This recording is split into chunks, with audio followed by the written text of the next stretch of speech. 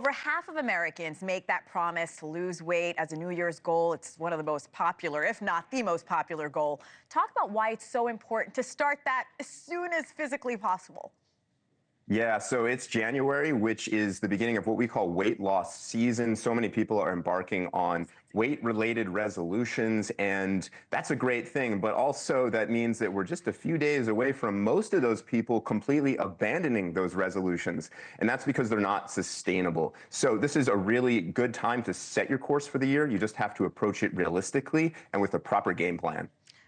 The first day of the year, the gym is packed. By the end of the month, not so much. So besides seeking professional help from a medical weight loss expert like yourself, what are your tips for staying the course throughout the year, staying on track? Definitely. So number one is to set realistic expectations. A lofty goal can be motivating at first, but if it's not achievable, you'll quit. So we really want to set realistic goals that we can reach. Tracking is really helpful. So journaling, apps, regular check-ins, monitoring your progress along the way can be very motivating. And we definitely want to seek help. Look, if you've been doing the same thing year after year and failing, ask for help, reach out.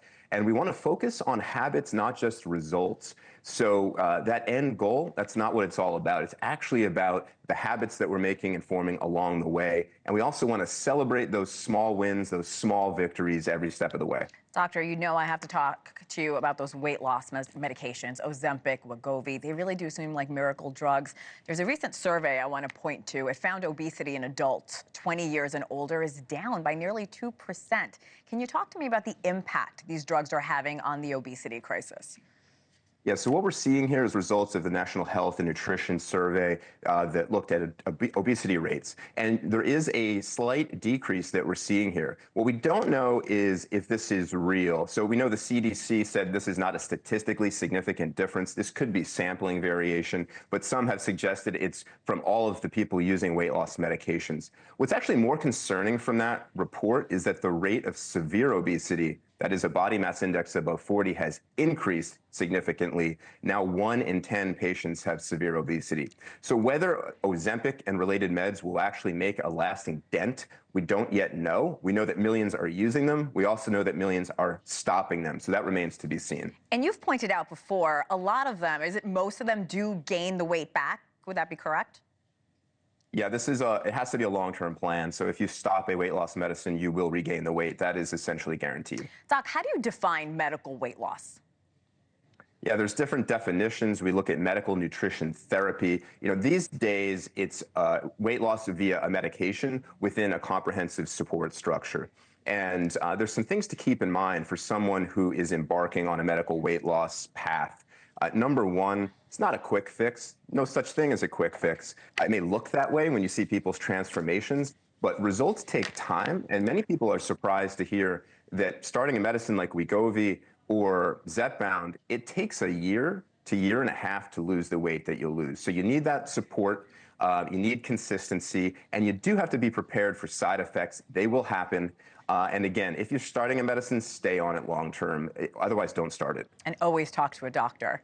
There's also a trend out there, what's in, what's out for the new year. We see that almost every year. So, doctor, let's start with what's in. Yeah, let's do it. What is in this year for weight loss? Number one would be personalized weight loss. Look, we have so many options that work. There's no one-size-fits-all treatment. Let's find what works best for you. Secondly, if you take one thing away from this discussion is get at least 7 hours of sleep a night. We are basically a nation of walking zombies. Treat yourself to some sleep. Your brain, your body, and your waistline will thank you. Work with a nutritionist. Get some expert help. We can all use that. And enjoy all foods in moderation. This is about having a healthy relationship with eating, so something that's overly restrictive won't be sustainable. And let's focus less on the scale and more on non-scale victories, those improvements in energy, confidence, health, and everything else. I love that. We're running out of time, but I want to ask you what we should be avoiding as well. Yeah, number one is restrictive diets. I think we can say, can we be done with these now? Keto, carnivore. Look, there's no guarantees in weight loss, but here's one. If you start a keto diet, you will stop a keto diet. It's not sustainable. And let's steer clear of bogus social media trends, juice cleanses, budget Ozempic, all of these things. Get advice from science, not from social media.